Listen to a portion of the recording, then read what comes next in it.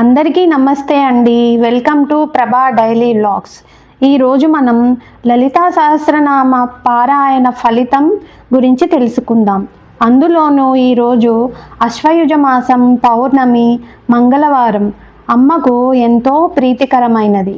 ఈరోజు ఎవరైతే అమ్మను భక్తితో పూజిస్తారో వారికి అమ్మ అనుగ్రహం ఎల్లప్పుడూ ఉంటుంది. లలిత సహస్రనామ స్తోత్రం వ్యాసప్రోక్తం కాదు. అది సాక్షాత్తు లలితాదేవి యొక్క అనుగ్రహం చేత, ఆమె యొక్క ఆజ్ఞ చేత వసిన్యాది దేవతలు పలికితే ఈ స్తోత్రం ప్రచారంలోకి వచ్చింది. ఈ నామాలని ఎవరు అనుసంధానం చేస్తారో, ఎవరు ప్రతిరోజు ఈ లలితా సహస్రనామ స్తోత్రాన్ని చదువుతూ ఉంటారో వారి యందు నాకు ప్రీతి కలిగి వారికి సంబంధించిన సమస్త యోగక్షేమాలను తానే స్వయంగా విచారణ చేస్తాను అని అమ్మవారు ఆనాడు ప్రతిన పూనింది. కాబట్టి కలియుగంలో మనకి లలితా సహస్రనామం వంటి సహస్రనామ స్తోత్రం లభించడం కేవలం భగవంతుని యొక్క నిర్హేతుక కృపా కటాక్ష వీక్షణం తప్ప అన్యము కాదు. ఇది తల్లి యొక్క పూర్ణానుగ్రహముగా మనకు అందినటువంటి స్తోత్రం. నామము అంటే పేరు. లలితా సహస్రనామ స్తోత్రము అని ఒక మాట అంటున్నాం, కానీ బాహ్యంలో అది రహస్యనామ స్తోత్రం. ఆవిడ పేరు లలిత అయితే ఆవిడని సహస్రము అంటే అనంతము అని పేరు.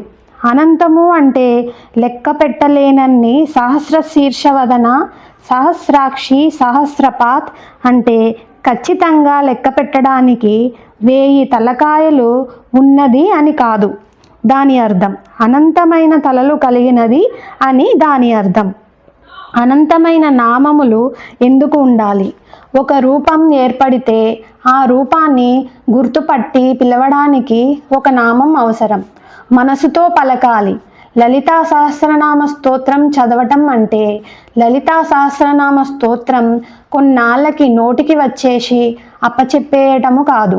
లలితా సహస్రనామ స్తోత్రం చదివేటప్పుడు ఒక్కొక్క నామం చెప్తున్నప్పుడు ఒక్కొక్క గుణం ప్రకాశించినటువంటి కారణం చేత మనస్సును హత్తుకొని నిలబడిపోవాలి. భవానీ మాతే లలితాదేవి ఎరుపు రంగు దుస్తులు కట్టుకున్న ప్రేమమయ చూపులు కలిగిన పాసము, అంకుశము, పుష్పం, చెరుకు గడలు, 4 చేతులతో ధరించిన అనిమాది సిద్ధులను కలిగిన శివుని భార్య అయిన భవానియే లలిత. రావణుని చంపాలంటే ఆదిత్య హృదయం పారాయణం చేస్తేనే సాధ్యం. ఆ మహామంత్రాన్ని శ్రీరాముడికి చెప్పిన వారు అగస్త్య మహాముని. అటువంటి అగస్త్య మహాముని ఆత్మతత్వమును తెలుసుకోవాలనుకుంటాడు. ఆ విషయం ఎంత త్వరగా తెలుసుకుంటే జీవుడు అంత త్వరగా పరమాత్మను చేరుకుంటాడు. జనన మరణ జంజాటం నుండి తప్పించుకోగలుగుతాడు. అందుకుగాను అగస్త్య మహాముని శ్రీ లలితను స్మరించేందుకు నామతారకమును అనుగ్రహించవలసినదిగా హయగ్రీవుడు అను మహామునిని కోరతాడు. ఏ పేరిట పిలిస్తే ఆ తల్లి పలుకుతుందో ఆ పేర్లని హయగ్రీవుని అశ్వకంఠముతో ఆసువుగా వస్తాయి. ఇవి 1000 నామాలు. ఇందులో కామాక్షి, పార్వతి, దుర్గా, మహాకాళి, సరస్వతి, భవాని, నారాయణి, కళ్యాణి, రాజరాజేశ్వరి, మహాత్రిపుర సుందరి, వైష్ణవి, మహేశ్వరి, చండిక, విశాలాక్షి, గాయత్రి ఇలా అనేక దేవీ రూపాలు కనబడతాయి. శ్రీ లలితా సహస్రనామములు కేవలం స్తోత్రం కాదు, ఇది గొప్ప శాస్త్రము, గొప్ప ప్రమాణము. ఈ 1000 నామాలు 183 శ్లోకములలో చెప్పబడినవి. శ్రీమాత అను నామముతో మొదలై లలితాంబిక అను నామముతో పూర్తవుతుంది. విడివిడిగా చదివితే ఓం శ్రీ మాత్రే నమః అని చదవాలి. అర్థము తెలుసుకునే చదవాలి. అలా వీలు కానప్పుడు నామజపము వలె చదవాలి. ఎలా చదివినా భక్తితో చదివితే పుణ్యం వస్తుంది. శ్రీమాత ఈ నామముతో మొదలవుతుంది. ఈ నామము వివరణ ఇవ్వబడుతున్నది. శ్రీమాత శ్రీదేవి మాతృమూర్తి అయి సృష్టికి కారకురాలైనది. తల్లి, తండ్రి, గురువు రూపములో ఉన్నది. శ్రీ అంటే లక్ష్మి, మాతృ సహజమైన మమకారం అందిస్తుంది. ప్రేమతో కూడిన కాఠిన్యం ప్రదర్శిస్తూ సమస్త ప్రాణకోటిని సరిదిద్దుతుంది.